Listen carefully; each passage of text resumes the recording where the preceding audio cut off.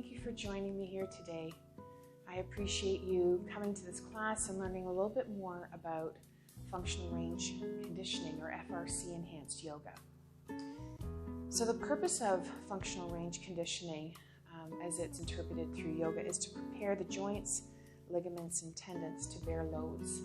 Areas like toes, ankles, wrists, which don't typically carry as much load as they do in certain postures in yoga, helps to avoid injury when you prepare them before going into your practice.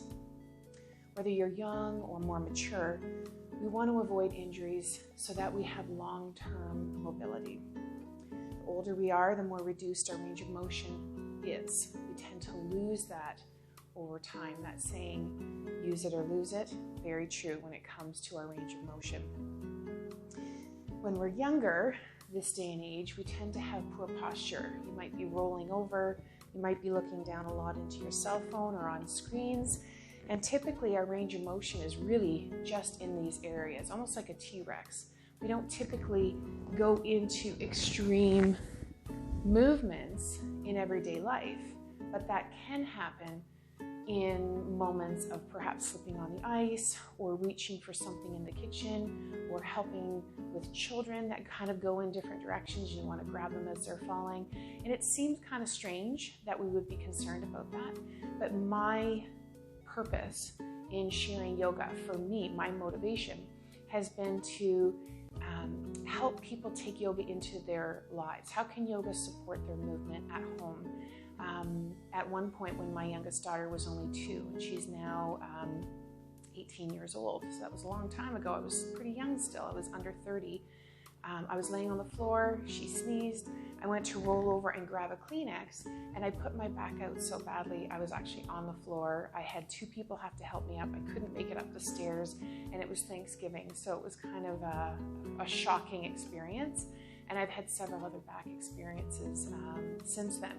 So keeping that in mind, how can yoga support our movement in our lives and prevent injury? And that's what functional range conditioning can do to support your yoga practice.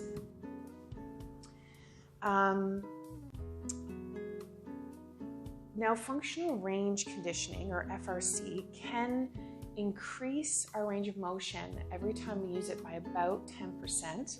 There are limitations to that, and this is limitations to any movement, and something to always consider and respect during your yoga practice, which is soft tissue on the body and skeletal structure. Soft tissue on the body would be fuller arms, fuller legs, a fuller chest, things that would prevent you from maybe doing binds, getting into certain postures a little deeper. Does that prevent you from getting into yoga heaven? No, it does not. So don't fear about that. Does that mean you're not getting as much out of a posture?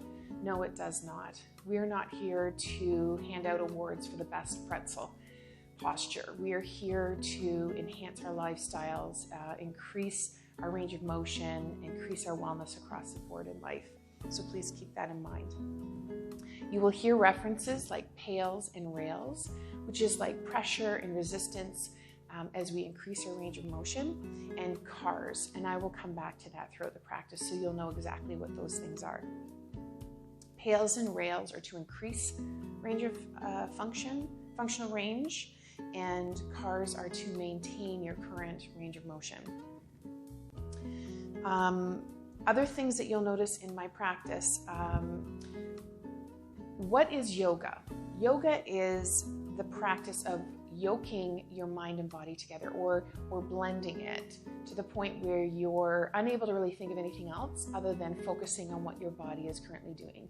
So functional range conditioning falls into that category. Any movement where you're very mindful in that movement, in that posture, in that gesture is yogic. So please keep that in mind. The goal through yoga movement has always been to reduce the blocks and the distractions to reach the goal of meditation, which some people would know as savasana or dead man pose at the very end, which sadly not everybody sticks around for, and that is actually the purpose of yoga.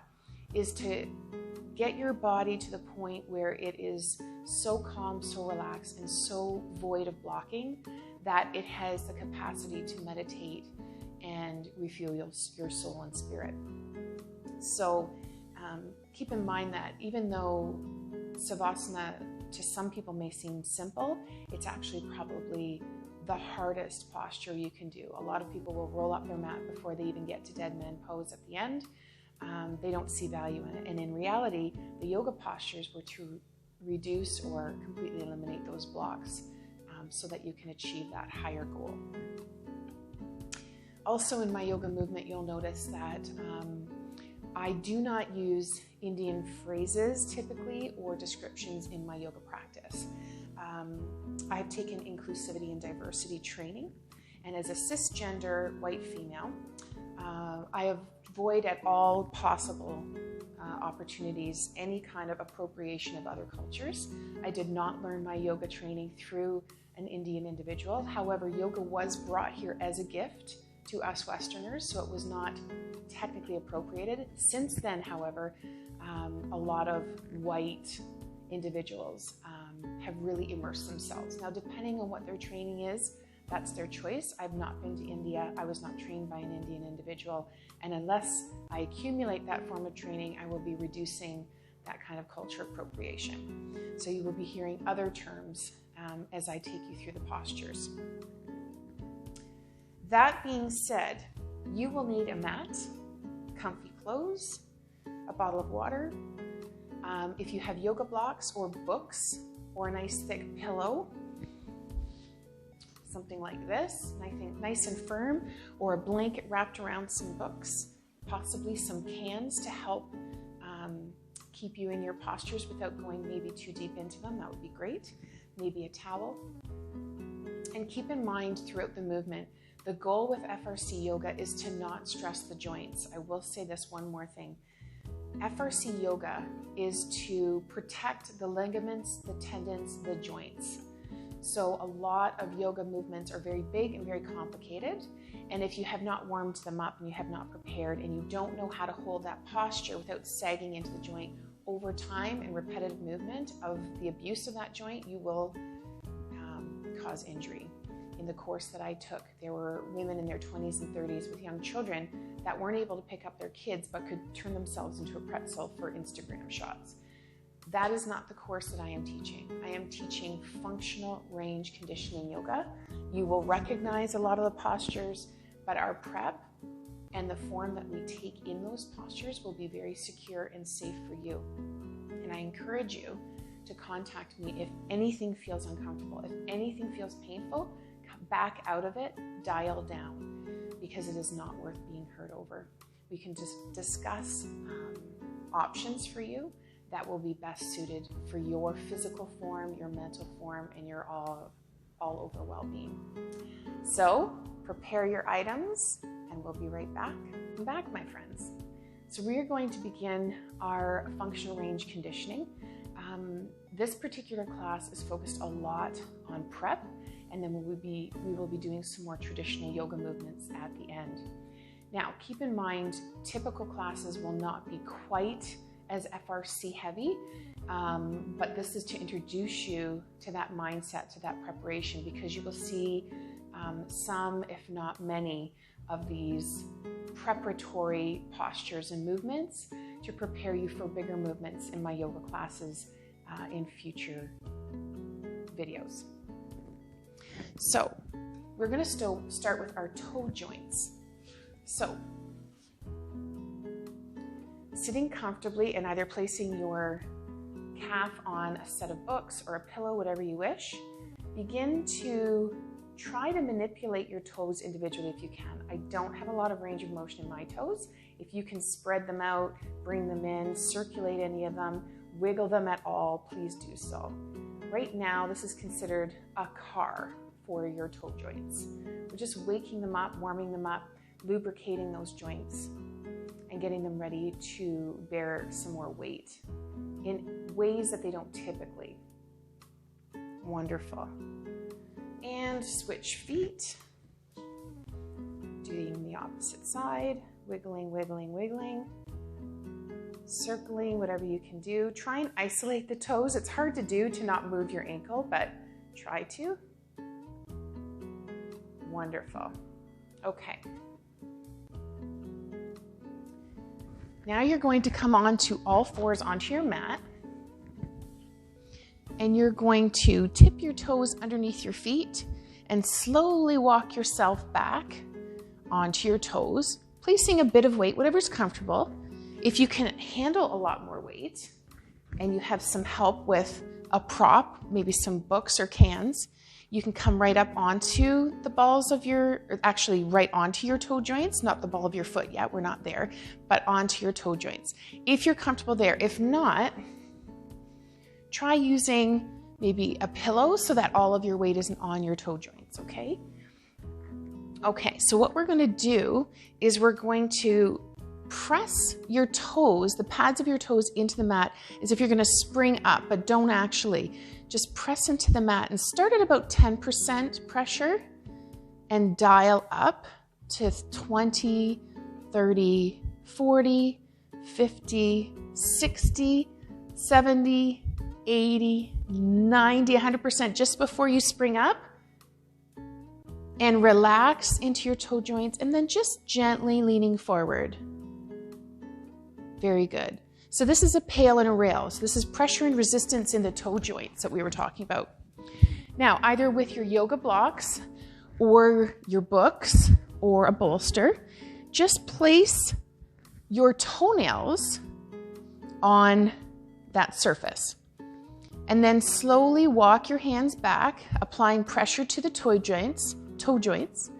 Press your toenails into that surface. And then just kind of gently give it a little bit of weight, pressing into the toes, 20%, 30%, 40%, 50%, 60%, 80%. And then just before you press your toes so far that you move your body, that would be 100%. And relax and allow some pressure into the toe joints, just gentle. There should be no pain. If you have pain, come away, bring some of the weight off.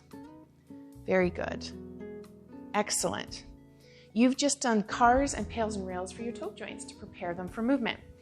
Now what that's going to do is it's going to loosen them up, it's going to lubricate your joints, it's going to get all the tendons and ligaments ready for weight bearing. Now we're going to get into ankle prep. Bringing whatever foot you wish to start with forward, resting your foot again on your elevated surface, and just begin to circle your ankle in one direction. Yep, you're going to hear cracks. I heard some too. Circling one way, this is a car, and then circling the other way. Very nice. And then pointing and flexing.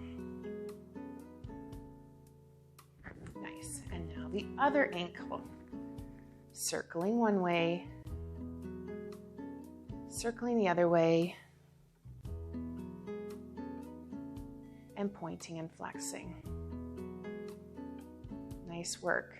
Those are cars. Those are telling your ankles, we want to keep this range of motion. Don't lose this range of motion. If you find you've lost your range of motion or it's decreased, or you want to try and increase it if at all possible, let's get into pails and rails for our ankles. Coming back into the posture you're familiar with from our last movement, but this time moving a little bit more weight into the balls of your feet so that your ankles are a little bit more in an extreme kind of state, okay? And if you need to take some of the weight off, feel free to put some weight on a bolster or whatever elevated surface you have for yourself. So if you're able to come up into basically a squat, you're going to start by dialing up the pressure. So you're going to push the balls of your feet into the mat. So push 10%, 20%, 30%, nice, 50%. And remember, 100% is jumping up. So just slowly ramping up until 80, 90, 100. You can almost start to feel your body lifting, but not quite. And then relax. Nice. And just kind of lean into it a little bit if you can. Push your butt out a little bit. Give your ankles a nice break. It feels good after that pressure to release it. Now bringing your elevated surface behind you, placing the tops of your feet on your elevated surface. I like a bolster for this because it's a little softer than yoga blocks. They're kind of hard. So then start to walk your hands back. And again, you're going to feel the stretch in the front of your ankles. So if this is enough, stay here. If you're able to come back a little bit more, then so be it. Again, no pain. If you're feeling pain, come out, okay? The point of this is to increase your range of motion each time you come to this practice. So you'll be doing this several times in between your yoga practice or including your yoga practice. So tops of the feet on the bolster, bringing as much weight as feels safe for you. You can feel a little bit of movement in that ankle. Okay, now we're going to press the tops of the feet into the bolster, ramping up, dial it up to 20%, 40%, 60%, 80%, and almost 100%. You're not actually going to push your body up. And as you can see, as I'm doing it, I'm bringing a little bit more of my body weight into it and increasing that pressure into the bolster so I don't actually come up. And then release that, relax into that. If you can allow yourself to sit, fine. If not, come back out and reduce the pain into that ankle area, okay? Nice. Wonderful. So you've now completed cars and pails and rails for your ankles. Now, getting into the knees. Knees can be a bit tricky because where we can circle our ankles or our shoulders, our knees only typically go one way. There's a slight bit of rotation there, but it's pretty minor. So there's a couple ways you can do this. You can hug in your thigh because again, we want to focus the movement solely on the knee. Now, flexing your foot and then tipping your foot out to the side, and the movement should come from the knee. So focus on the knee when you tilt. Your calf should turn out to the inside of your body. Now lifting your foot up, and now spin the calf to the outside part of the body and bring the foot back down. So you can continue this. This is a car for the knee. There's another way of doing this that I will show you for the other side. Now go in the opposite direction. There's a lot of neural pathways in the brain being laid down right now when you're not used to these movements. So you're learning something new. Could feel a little awkward at first, but soon you will get the hang of it. Okay, that's one way of doing the knee. Let's do another way.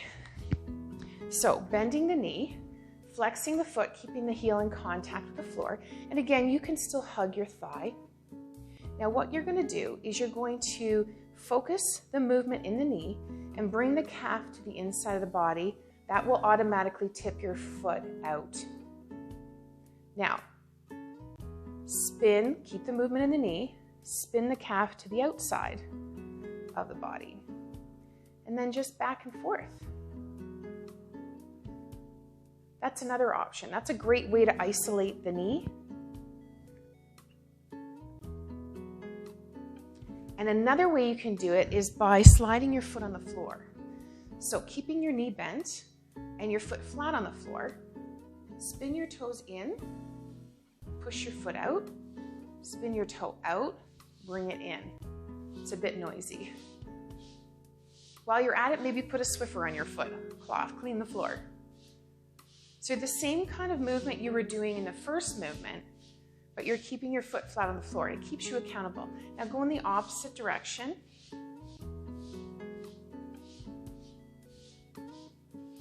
Nice. Now, because we did it on the other side, we're going to do it on this side. Bend your knee, turn your toes in, keeping the movement in the knee, not the ankle. Don't want to miss a spot of that floor. Nice. Opposite direction. This is showing all your joints love. You're giving them love, you're lubricating them up, you're getting them ready for movement. You're not going into these big scary movements. Stop that movement now. You're not going into these big scary movements with body parts that are not ready, that are coming in cold. So keep that in mind. It's really, really important. Okay, now we're going to get into hips. Now I'm not going to be able to cover every single FRC movement in this class because I want to get to some yoga movements, but there are some more knee preps that we'll go over in the future. But for now, we're going to go into some hip preparation. Working our way up the body, coming into tabletop, and making sure that your knees and hips are aligned, your shoulders and your wrists are aligned. And if you're finding this is hard on your wrists because we haven't prepared them yet, go in and fold up like a blanket or a pillow just to kind of cushion your wrists a little bit. Okay, wonderful. So we want to keep our back nice and flat. So no saggy and no arching, flat. So tense up your tummy muscles, keep it nice and flat. And these movements don't have to be big. Again, we're not winning awards or getting into yoga heaven by going into extreme postures. It's about control. So put pressure into your hands and into your right knee. And when you're ready, without trying not to move any other part of your body, begin to lift your left foot to the ceiling, keeping your knee bent and keeping your back flat. Now, bringing your knee out to the side, your foot will then turn and then up to the elbow, into the belly button, and down to the floor. Now, I want you to find your range of motion in your hips. So focus on going as far into it without moving the body as you can in the extreme range of motion you have in your hip. One more time. Nice, some snapping and pop and crack going on there. Now we're going to go in the opposite direction. Pressure into the hands, into the right knee. Stabilize. Lift your left knee towards your belly button, and that's because it's up and in for your range of motion. Now over to your elbow. Now out to the side like you're peeing on a hydrant, and then pushing the flat part of your foot to the ceiling, in towards across your leg, and then down. Do that again. Belly button, elbow, peeing on a hydrant, ceiling, across your other leg, in. One more time. Belly button, elbow, peeing on a hydrant, ceiling, across the leg, down. Wonderful. So you've just done cars on your left hip. Okay, let's do the opposite side. Pressure into the hands, into the left knee. Make sure your alignment is still there. Lifting your right knee up to the ceiling, out to the side, around to the belly button, down. Two more times. Ceiling, hydrant, elbow, belly button, down. One more time. Ceiling. Make sure that your body's not flailing around. Control. And down. Now let's go in the opposite direction. Structure your body. Nice firm tummy. Lifting your knee. Belly button, elbow, hydrant, ceiling, down. Again. Belly button, elbow, hydrant, ceiling, and then as tight as you can to belly button and down. One more time. Belly button, elbow, hydrant, ceiling, and down. Wonderful. Now, coming into seated position, bending your knees, feet out to the side, hands in prayer. Allow your knees to flop into what would be considered a 90 degree on both legs, and back and forth. You might travel a bit, that's fine. Nice. This is another car for the hips. Warming them up. Lovely. Now, when you're ready, stop on one side. Make sure you've got a 90-90. Turn your body towards your lead knee, okay? Just because you might be facing a different way than me. Now, I want you to try and close this distance like there's a bit of resistance here, like you're pushing against something that's resisting you. So bring that down, lift your knee, but not off the floor. Bring it towards your chest, bring your chest towards your knee, keeping your back nice and straight. Now, press your knee into the floor and pull your chest back up. And do that 2 more times. Do you feel the different muscles? As you're pulling this closed, there should be tension in the inside of your hip. And as you're pushing, there should now be pressure on the outside or the part that's on the floor. Nice. One more time, just so you can really pay attention to that. You might even be pressing your ankle into the floor. Push your knee. Perfect. Now, a little back and forth, loosen that up. Lovely job. Now to the opposite side. Now, if you've traveled and you want some protection on your ankles, come on back. Make sure in a 90-90. Now, I have a slight scoliosis in my back. So this side, I noticed my knee on this side isn't as flat. This is also a bit of lack of functional range conditioning in the hips as well. But the scoliosis in the back does limit how far I can go into certain postures. It doesn't mean you can't, it just means that my skeletal structure is limiting me. So keep that in mind. Do not find yourself in pain. If you do, dial back out. All right, turning towards your lead knee. Close the distance between your chest and your knee by lifting your knee slightly, but not off the floor, and feeling that tension on the inside of your hip. Now, press your knee into the floor and find the muscles turning on the outside of your hip. Again, press, pull, press. One more time. Pull, press. Nice. All right, let's loosen those hips up. They've done a lot of work already. We haven't even got to the postures yet. Good job. Okay, now we're moving up to the spine. This is actually one of my favorites.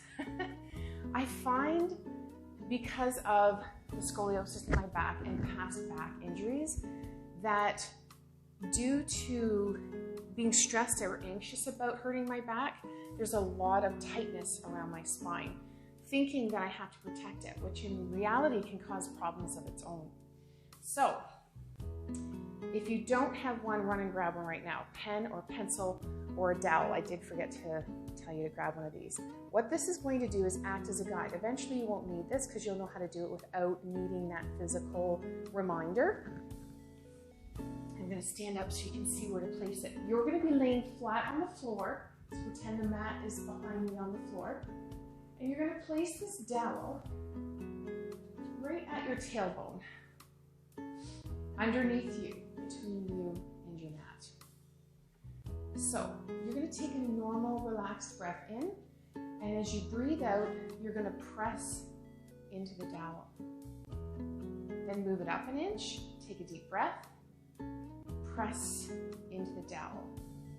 Release, another breath in, and as you exhale, press into the dowel. Moving up about an inch each time. Release, breath in, move the dowel up an inch, press, exhale. Release, inhale, move the dowel up an inch, press, exhale. Release, move the dowel up an inch, inhale, and exhale, press into the dowel. Now, as you're getting into the lower back, it's going to feel weird. Now, check and see if you're having any kind of tension in the rest of your body. Release it. You want to focus on pressing onto that dowel. All of your focus should be on that. As you get into this midsection, you might not make contact with the dowel, but the intention should be there. Eventually, you might recognize the increased range of motion in your spine and be able to meet the dowel on the mat as you work your way up. Keep going, up the back. Nice job. Now you're going to be getting close to your ribs. Now when you get to your ribs, it's kind of tricky because you almost have to do a teeny tiny crunch where you have the thought of bringing your shoulders and your hips off the mat. Don't actually, but use that as a way of pressing onto the dowel as you get to the ribs. You may have to do just a little, almost like you're kind of going, ooh, my tummy. Okay, so keep pressing. And there could be a point where you lose track of the dial, you can't move it up any further. So set it to the side, but keep pressing in between the shoulder blades. Inhaling and exhaling, moving up an inch each time. And it's really quite neat when you get to the neck, because again, you won't necessarily be able to make contact, but the intention will be to press. And you'll probably find you're moving on your mat. You're actually elongating your body. And then you're going to stop at the rounded part of your head. You're going to press that part into the mat. And now you're going to work your way back down. Back down. Back down. Breathing normally, but with the inhale, move the pencil or the dowel. And with the exhale, pressing into that area. Working your way down, continuing down into the ribs, down into the back. Good work. Down throughout the hips. And you're going to finish off with your tailbone again. Nice job. Good work. If you want to further, now as you do that each time, you will get better. So there's no judgment. The first time you do it, it's awkward. Any of these, it's awkward. But the more you play this video, you're going to start to realize how much more comfortably it comes to you and how much easier and how much more range of motion you'll get and how good your joints feel. Even just if you don't do any yoga postures after this, if you just do this type of movement at the beginning of your day, you're going to feel so much more fluid and comfortable and just lubricated in your body, which is great. Now we're getting into the shoulders. There's other ways of isolating the spine, but I want to keep moving so we can get yoga postures in. So we're going to get into the shoulders now. We're going to get into a car. Arms straight to the side, and you can sit on your knees, or if you're more comfortable, on a bolster, whatever provides comfort for your body. You do have to be careful though to not hit your legs, so whatever keeps your legs out of the way. So nice straight arms, palms in, hands flat. You are going to isolate one arm, starting with your right and bringing it across the body. Your arm is completely straight. And you're trying to understand what the range of motion in your shoulder is. Really squeeze the palm towards the left side of your body. Now, once you get to the top, you really can't move any further. Spin the palm away from you now and continue that movement, squeezing the back of your hand towards your back body. Now, so you don't twist your body around, to help that, you're going to hold your ribs and keep yourself accountable. Keep your body facing forward and continue with your arm coming down. Your palm should still be facing out.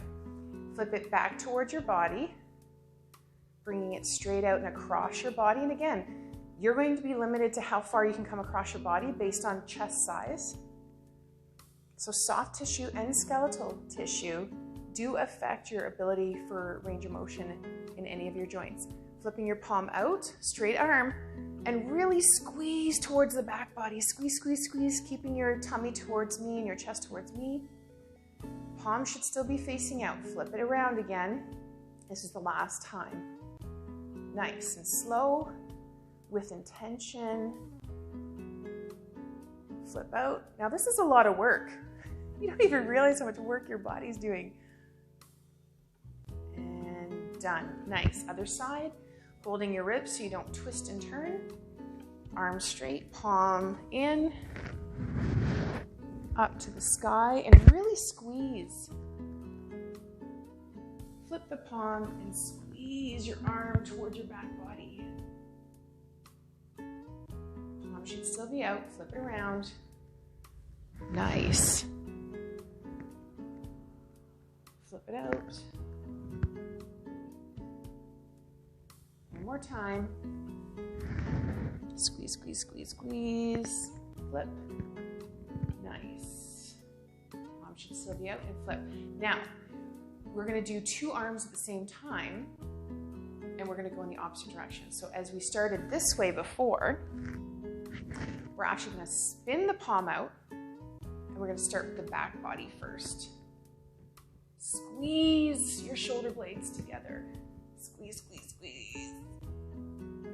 Palms are still out, flip them towards each other, and then cross wherever your range of motion allows. Nice. Do that again. Flip your palms out. Squeeze, squeeze, squeeze your shoulder blades together. And flip your palms in. Nice. One more time. Flip your palms out. I find my shoulders have a real reduced range of motion because of the job I do. Flip your palms in. But keep in mind, this is great range of motion. This isn't great. But typically, we lose our back body range of motion first. Why do you think that is? It's because we don't go that direction. We're constantly moving forward. Everything is here.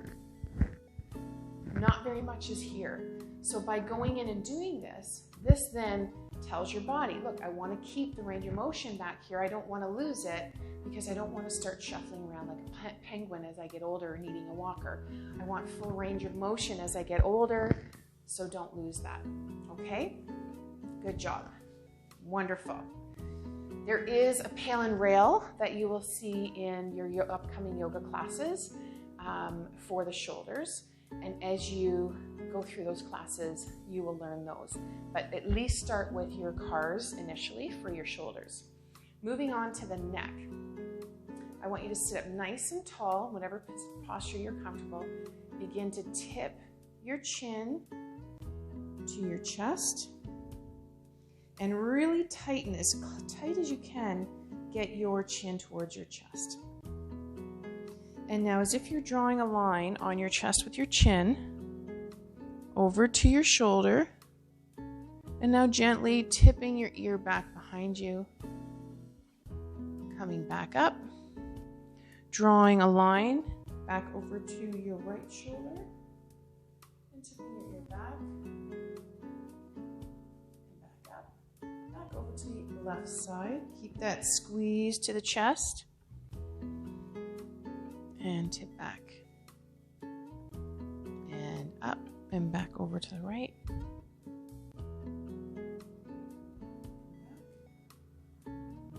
Last time, squeezing to the left and tip back and up and squeezing to the right.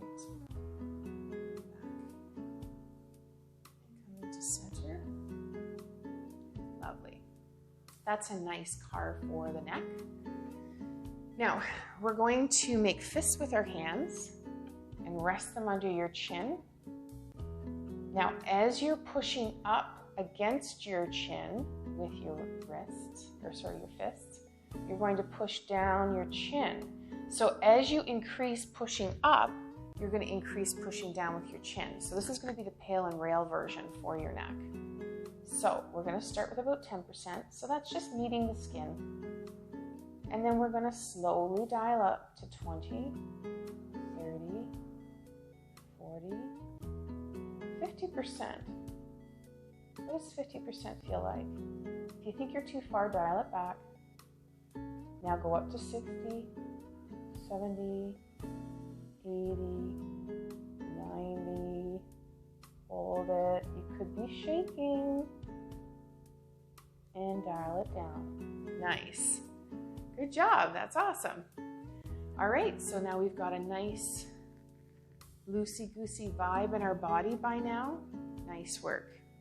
We're going to get into a little bit of yoga movement now to finish off.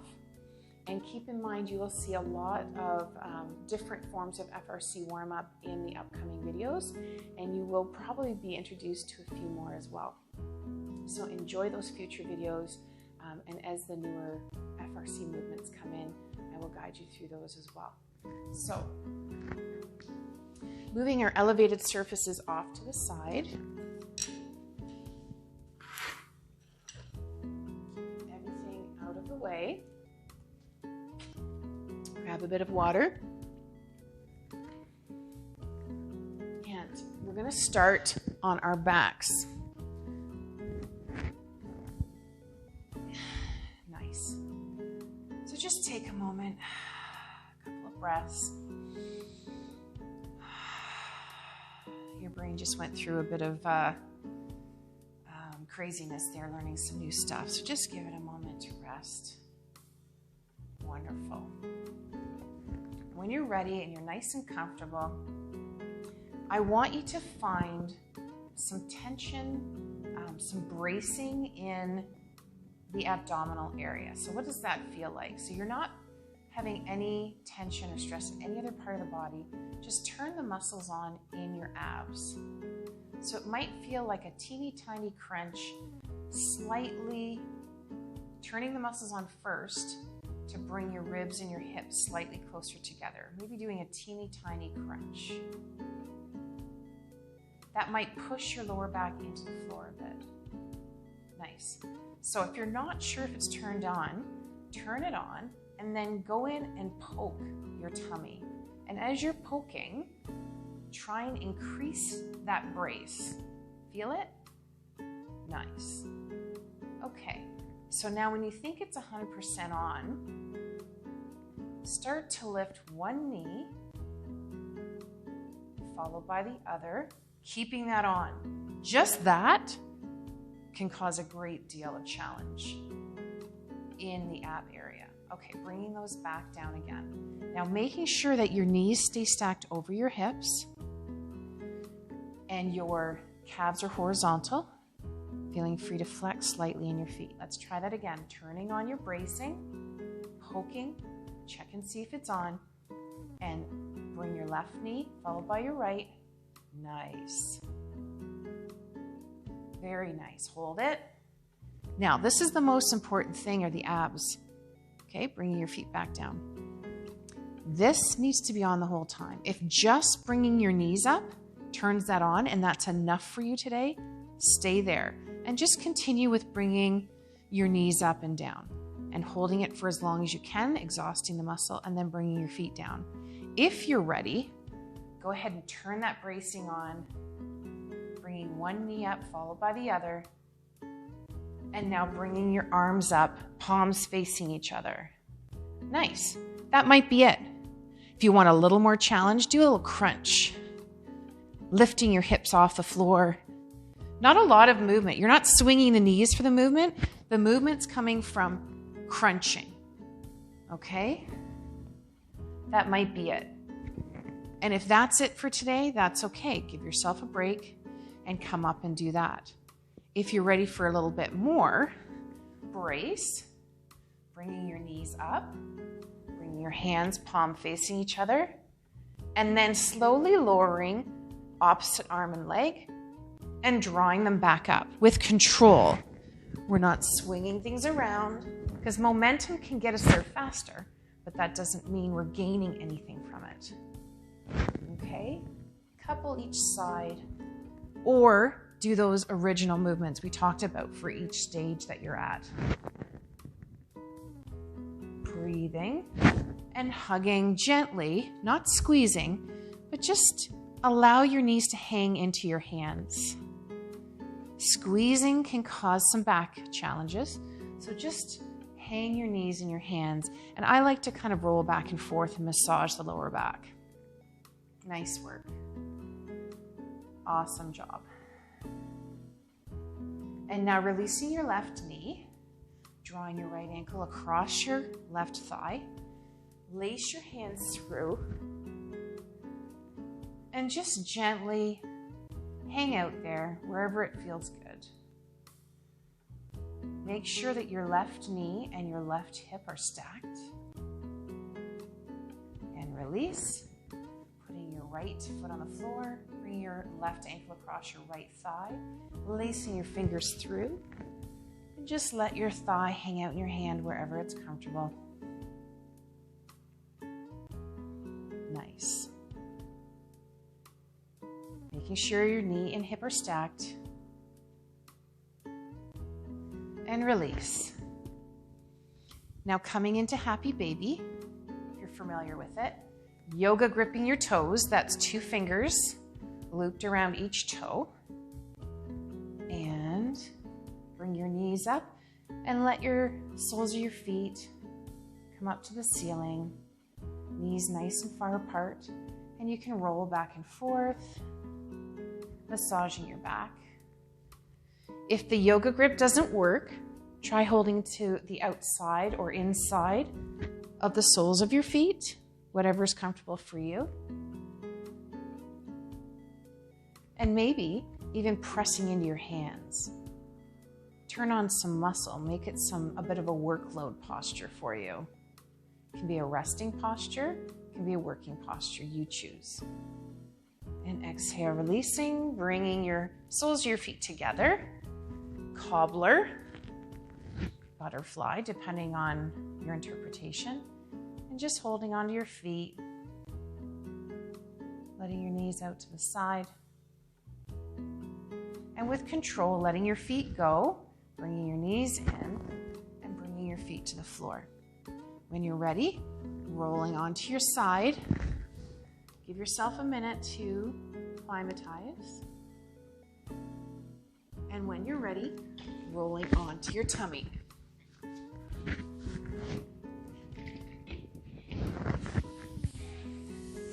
Now, Dr. Stu McGill is a back doctor, and this upcoming posture and movement is to help with any kind of back challenges that you may be experiencing and helps you prep for bigger movements. So laying flat on your tummy, resting your forehead on your hands. Now, for some people, simply bracing the tummy, so turning it on like you did when we were doing dead bug. So you're going to feel that turn on, and that will slightly tip your tailbone down towards the mat. So the action starts in the bracing of the abdomen, and then just lift your head off your hands for a 3 count and release. And again, turn on the bracing and lift your head and release. This is strengthening the back body. Bracing the tummy, lifting the head, and release. Nice. Okay, if you're ready, and you're ready for that next step, and there's no pain involved, brace the abdomen, press the top of your right foot and right thigh into the floor, and with a straight leg, lift the left leg up, pointed toe, and release. Pressing the top of the left foot and the left thigh into the floor, lifting your right leg, and release. Remember to brace.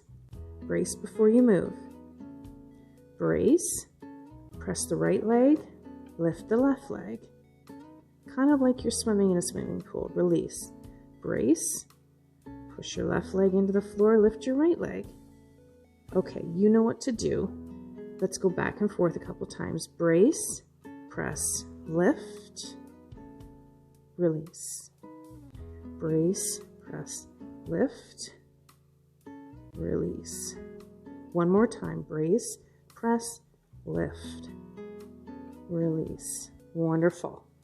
Now, bringing your arms straight out above you, like your Superman. Rest your forehead on the floor. We're going to do the same movement with our hands and our feet. Bracing the tummy. Press your right leg and your left arm into the floor and lift your right arm and your left leg at the same time. And release. It's like you're swimming. Press your left leg and right arm into the floor and lift your left arm and your right leg. And release. You know what to do. Brace, press, lift. Don't forget to breathe. Brace, press, lift. And if you're ready to do it a little faster, feel free to go back and forth, remembering to breathe. Nice.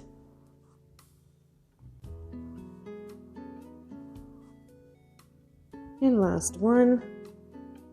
And bringing your right ear to the mat. Lovely. Couple breaths.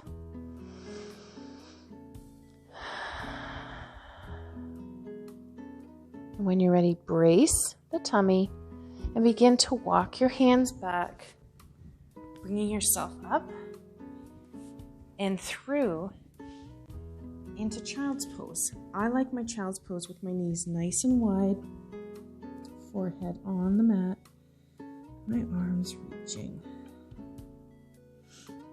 Feel free to incorporate movement so you can settle into that posture.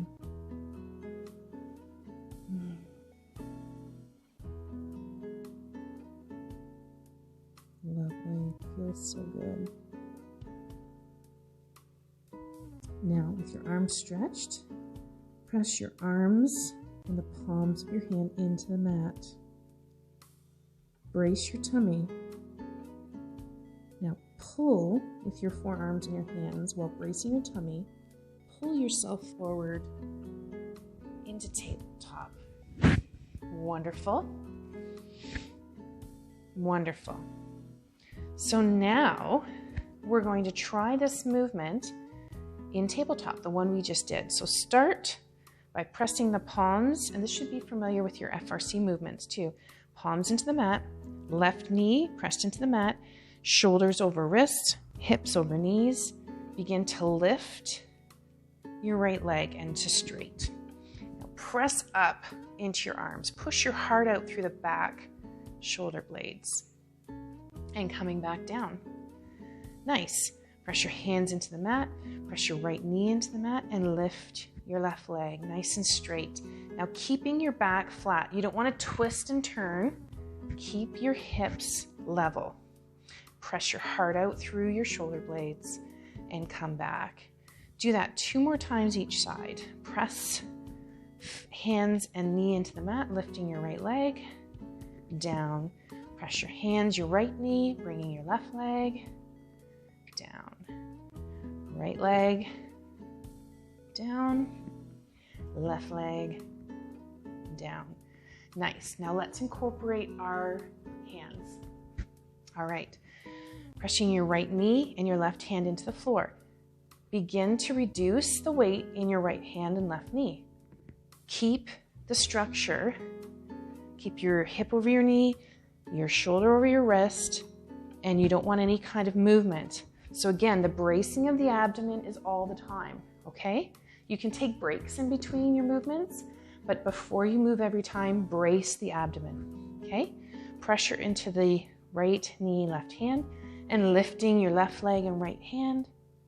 And now meeting your knee and elbow, and then resting.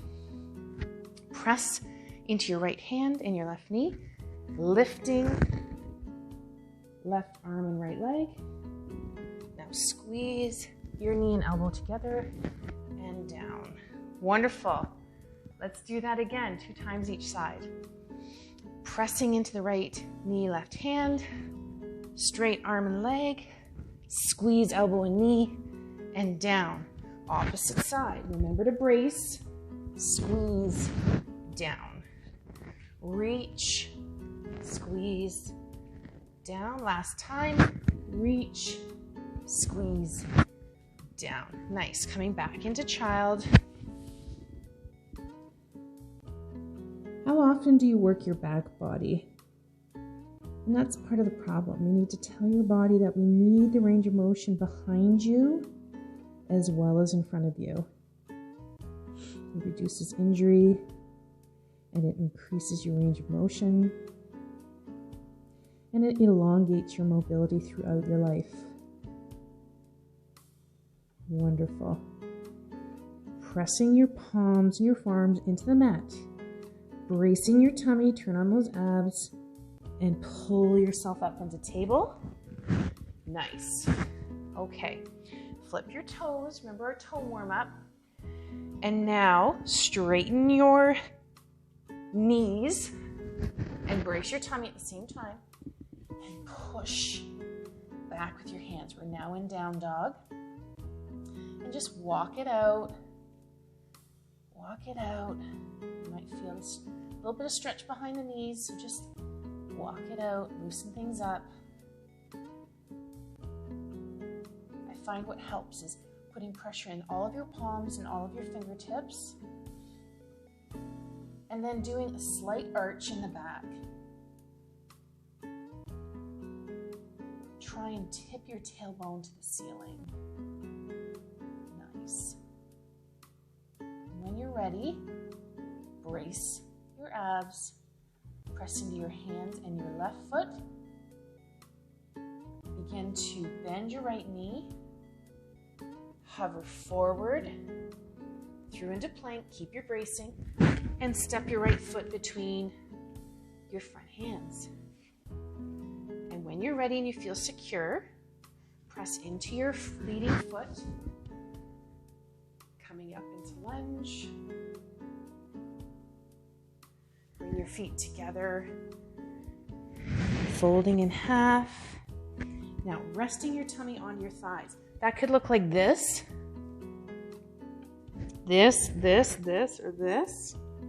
or anywhere in between. Some people can get their foreheads on their shins. Does that mean they're getting into yoga heaven and taking the place you should be at? No. So don't ever forget that. Please be sure to rest your tummy on your thighs wherever you feel comfortable. Coming halfway up. And again, this is using a lot of these muscles in the legs and the butt. You're not curving your back. You're not using your back to come halfway up. Really engage the back muscles of your legs and really stretch your head away from your hips. And then fold in half, arms to the side, deep breath in. Hands to the sky. Exhale. Hands to prayer. Nice. Now let's go through a little sun salutation to close, and then we'll work our way into our meditative state, which is our ultimate goal. Lovely. So, moving up actually to the front of the top of your mat, taking a deep breath in, hands to the sky, reach, and then fold. As you exhale, resting your tummy on your thighs. As you inhale, halfway up. As you exhale, place your hands on the mat, stepping your right foot back into lunge. And if this is comfortable for you, stay here. If you're ready, pressing up, hands to your hips, to the side or to the sky. Nice. Now, press your feet into the mat and pull your feet together. See how that turns on different muscles? Press your feet into the mat and now rip the mat apart with your feet. Nice. Press, pull your feet together. Press, pull your feet apart. Nice. Good job. Now drop your back heel. Arms level. Double check, especially if you don't have a mirror. Keeping your knee the middle of your foot. Nice. Drop your back hand, flip your palm to the ceiling, and up. Lovely. Now if you want, you can continue your pressing your feet into the floor, pulling your feet together. Now you're working the inside of your thigh, pressing your foot into the floor and pulling them apart. You're working the outside of your thigh. Nice. Drop your arms. Straighten your front leg. Drop your front hand to the inside of your ankle. You're not holding your body up. It's just floating on the inside. And reach to the ceiling. Now pull your way up to the ceiling, looking up to one hand or down to the other. Back into lunge. Turning the back foot. Drop your hands. Press into your hands and lift your foot into plank. Now, plank, how do we do it safely? If this is more comfortable or this is more comfortable due to back or wrist issues, please do so. But when you're in plank, in any posture you choose, do a little crunch. Turn on those abs. And when I say crunch, you're literally pushing either your wrists or your forearms and your knees into the floor, as if you're trying to do a crunch into the floor. Perfect. Now slowly, with control, lower to the floor. And depending again on how comfortable you are, Turning on your abs, pressing your thighs and the tops of your feet into the floor. Begin to lift your chest, keeping your neck straight. You're not lifting your head, you're lifting your chest, keeping your eyes glued to the mat. To baby cobra. And back down. If you're ready, brace your abs. Press your thighs and the tops of your feet into the floor. Press into your hands. And do a little crunch to help brace your back. Flipping your toes and coming back, pressing into your hands, into down dog. Walk your feet out. Nice. Arch your back. Your gaze should be up between your hands or down to the floor. Arch the back. Tip your tailbone to the ceiling. Nice. When you're ready, press into your hands, into your left foot. And now reach your right foot to the ceiling. And then bending the knee, hovering through plank, and resting your knee up towards your hands. Lower your back leg, flip your toes. And this might be it. If this is good enough for you, just stick around here. This is great. This is really waking up your hips again. If you're comfortable, you can come down onto your forearms, and that might be it. If you really want to go deeper into it, you can rest your head and hang out here for a minute. If it begins to feel uncomfortable, change up. There's no law. You get the same out of this as you get out of this. The difference is this is where we start. And as we practice, we start being more comfortable going lower into these postures. It doesn't change what you get out of them. It just changes how far you can get into them. That's why it's called a practice. Flip your toes again, putting pressure into your hands and your toes, lifting up and changing out. Now, back into down dog. Press into your hands and your right foot. Lift your left foot to the sky. Bend your knee, coming through plank. Resting your leg. Flipping your toes, and this might be it. And this is beautiful. This might be it. And that's just hunky-dory. Or this might be it. It's up to you.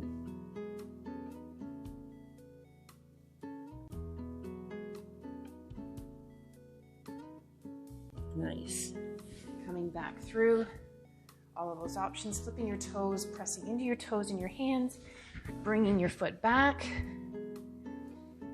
coming back into down dog. Right leg to the ceiling, stepping through between the hands. And when you're ready, pressing up, hands on hips or to the sky. Nice. Remember, press your feet into the mat, pull them together, turn on some muscles. Press your feet into the mat, pull your feet apart, turn on other muscles. Keep going. Press, pull, press, push. Press, pull, press, push. Nice. Drop your back heel, arms out. Check your posture, check your wheel with your toes. Lovely. Drop your back arm into the sky.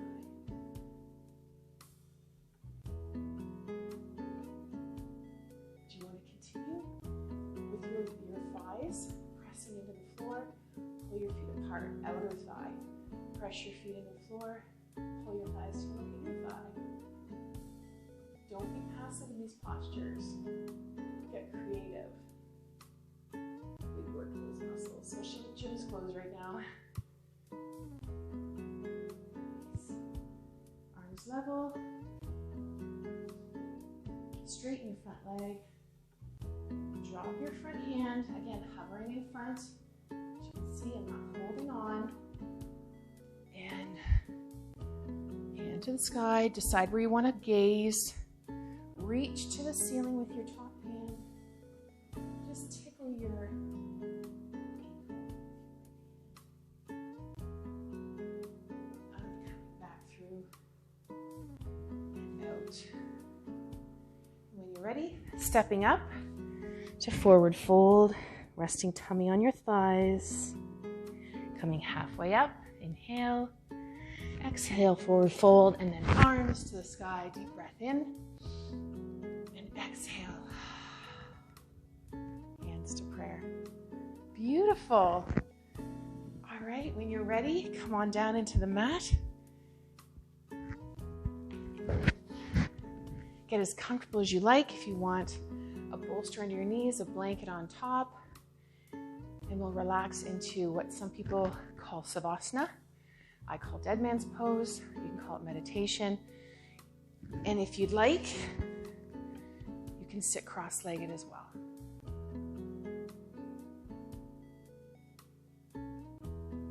When you're ready, simply focus on your breathing.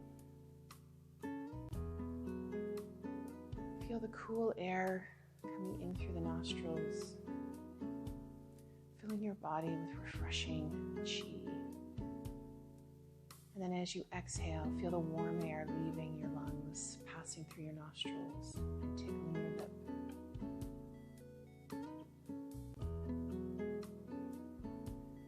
Send gratitude to your body. I'd like to take a moment to thank you for coming, for showing up, for showing support for my business and for your body. An investment into your body will pay you dividends for your entire life. You're investing in your movement, in your future.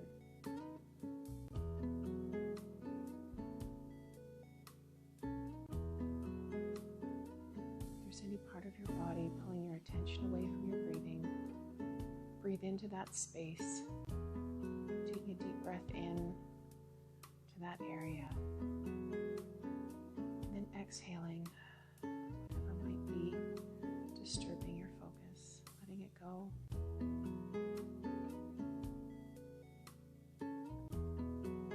And continue in this posture for as long as feels right for you, as long as resonates, keeping in mind this is the most important posture of your entire practice.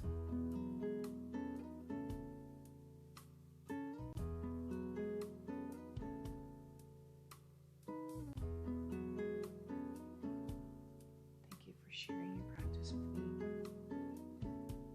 I release you to continue your meditation without interruption. Blessings to you.